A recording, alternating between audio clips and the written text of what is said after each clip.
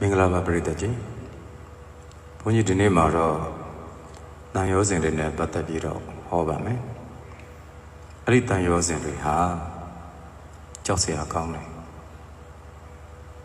ပရိယာသူတော်ကောင်းကြီးတွေကဒီတန်ရောစဉ်တွေကိုဖြတ်နိုင်အောင်ဖြတ်သွားတယ်ဘယ်လိုတန်ရောစဉ်တွေလဲဆိုတော့ကာမရာဂတန်ရောစဉ်ပဋိကတန်ရောစဉ်မာနတန်ရောစဉ်ဒိဋ္ဌိတန်ရောစဉ်စတဲ့တန်ရောစဉ်တွေကာမရာဂဆိုတော့ချစ်တယ်ခင်တယ်ဆွဲလန်းတယ်လိုချင်တယ်တတ်မှတ်တယ်အဲ့ဒါကာမရာဂတွေပဲပဋိကတန်ရောစဉ်ကတော့စိတ်ဆိုးတယ်အမျက်ထွက်တယ်ရန်ညှိုးထားတယ်မနာလိုတယ်အပြစ်မြင်တယ်နောင်တတွေနဲ့ပူပန်တယ်အဲ့ဒီလိုတန်ရောစဉ်မာနနဲ့ဆိုတော့မြင့်တော့လည်းမြင့်လို့မန်တက်နိုင်တဲ့သူတွေကိုလူမထင်တယ်လို့ဆက်ဆံတန်းတူကြပြန်တော့လေသူနဲ့ငါနဲ့ဘာကွာလို့လဲပခုံးချင်းရှင်နိုင်နေပြန်တော့ငါကိုနိုင်လို့သူနှိမ်တယ်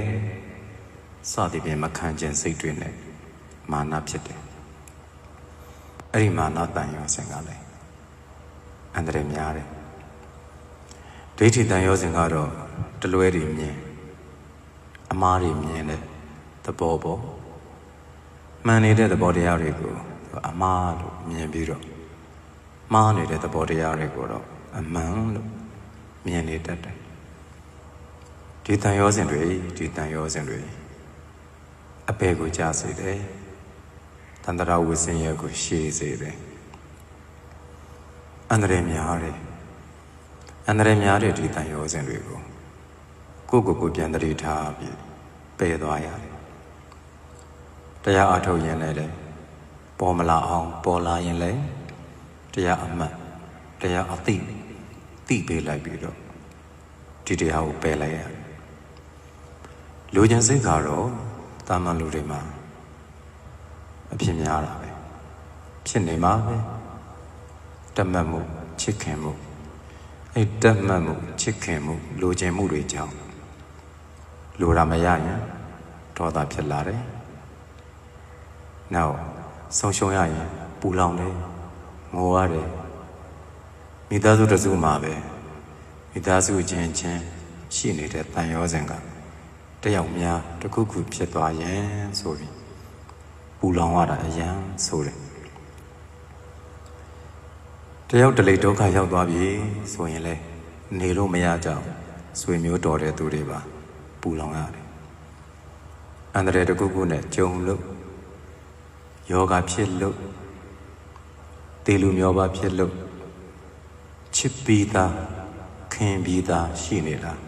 အင်မတန်ကြောက်စရာကောင်းတယ်ကိုချစ်တဲ့သူကိုခင်တဲ့သူအတွက်ပူလောင်ရတယ်အဲ့ဒီပူလောင်နေတဲ့သဘောတရားကကုသိုလ်မဟုတ်ဘူးသိရင်အပေကြစေတယ်ပြိတ္တာဖြစ်တယ်ပေါ့ဆွဲလန်းတယ်အဲ့ဒီဆွဲလန်းမှုတန်ရောစဉ်တွေဟာကြောက်စရာကောင်းတဲ့အတွက်ကြောင့်မြင်တဲ့အရာတွေဟာလည်းခဏသာပဲလို့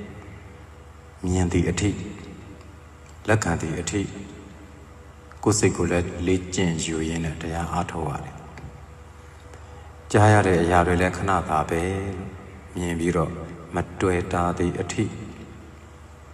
အဲ့အတန်နဲ့ပတ်သက်ပြီးမပြစ်မှားသည့်အထိ